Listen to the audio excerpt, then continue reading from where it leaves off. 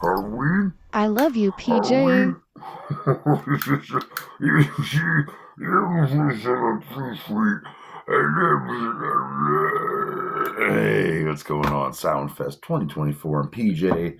Welcome back, you guys, with the Bozak Nation. I love y'all. I want to give you all little smoochies and pinch all your little butts. Woo! Nah, I can't do that. Why not? You know, I could, but you guys might like it a little too much. Okay, it's PJ. You know, I'm doing horror movies every night. October, fucking relishing. And the Halloween season, yes. So tonight we're gonna do ourselves a fucking Hellraiser movie. Yeah, there's Pinhead right here. We'll put him front and center, all right? Yeah, Hell Priest, the Hell Priest. That's what he's really supposed to be called. But I've pretty much reviewed Hellraiser 1, 2, 3, and 4, and the remake from Hulu. So now I gotta start reviewing the really shitty straight-to-video Hellraiser movies that weren't really meant to be Hellraiser movies. They're just some horror script that didn't go anywhere. Hey, let's slap some cenobites in there.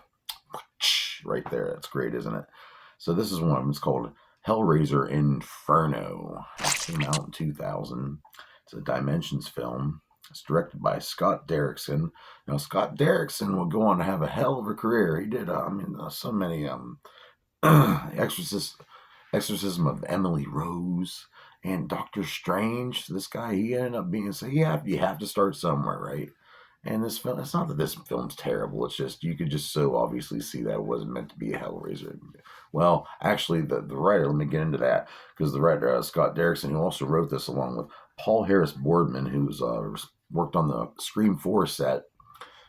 They said it was always supposed to be a Hellraiser movie, but okay, I'll believe them. I mean, they both said, but the other films like Hellseeker and Deader and what's the other one, Hell World, I believe those were all just random scripts laying around. And they just threw Hellraiser on there. Oh well, whatever. These movies are still there, and they're part of horror history, and I must review them at all costs. Budget for this was $2 million, and there is no box office because guess what? It was straight to video. Okay, I remember my dad renting this one night. I think we used to get these. There was VHS too, weren't DVDs yet, but these tapes where they were just promotion tapes, and every once in a while the screen would go black and white. And the thing at the bottom said, "This tape isn't for sale. If you have a copy of this tape, call this number and snitch on whoever gave you this copy." But that was one of those guys. I can't remember what it was called. Tell me down in the comments. You fuckers might know. You sons of bitches. Fucking love you. Okay, but here's the cast for the movie. James Remar's in it. He plays this psychiatrist.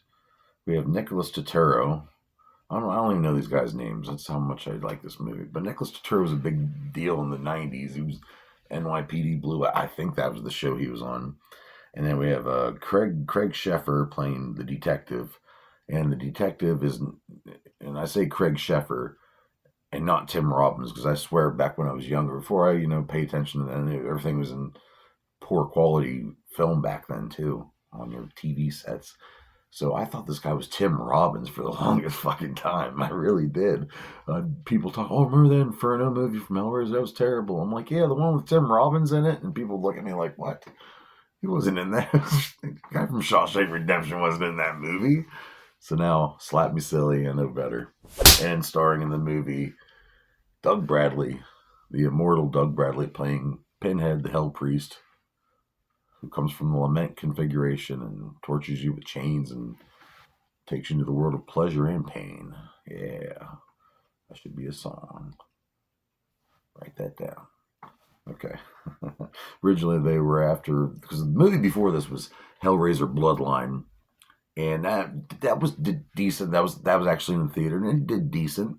And they were going to do a Hellraiser 5, and I believe at one point they were going to call it Hellraiser Hellfire.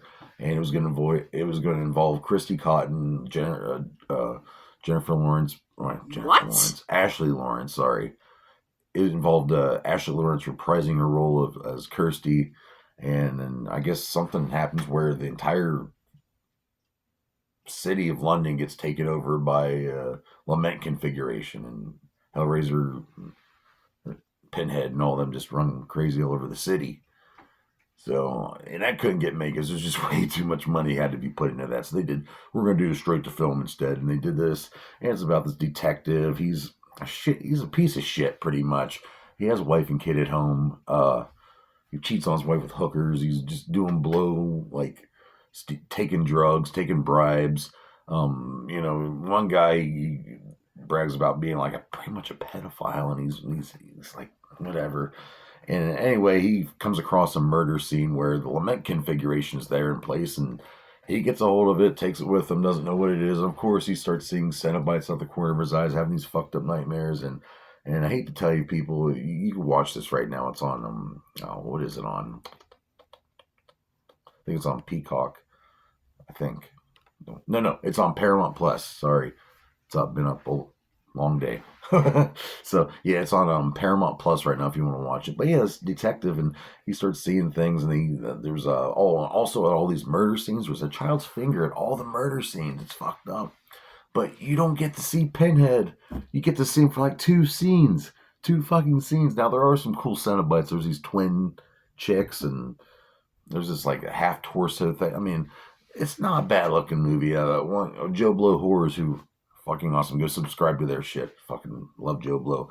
Talk about how this is a very Lynchian looking stuff, and I guess you could say some scenes very Lynchian, but this movie still fucking sucks. That's just my opinion. The cinematographer Nathan Hope did do a good job. He also did Mimic 2. It's got some really cool, good looking scenes, but it also got some scenes that look just very cookie cutter. And James Remar, he's in this. Ajax, Warriors. And this is back when people were just saw him as you're just a B movie actor, and now he has the role in Django Unchained, and he's all over. He was on the Black Lightning show. He's just everywhere. Dexter, and he's a fucking good fucking actor. Props to James Remar. But yeah, what do I rate Hellraiser Inferno from 2000 here at Soundfest 2024? Well, I watch this movie probably once every 8 years. Really? I never sit through it.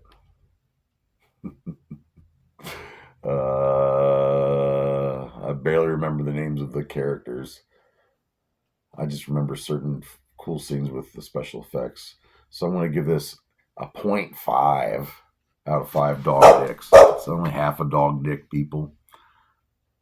Break off a piece. That's all we got. It could have been better. But whatever. It's going to happen. I'm not going to love everything I watch. But I had to review this movie because I have to return to the Hellraiser franchise, because the Hellraiser franchise means a lot to me.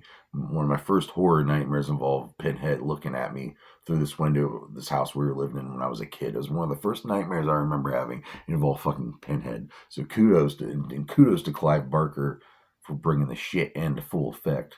He's the shit too. We're going to have a Clive Barker night here soon too.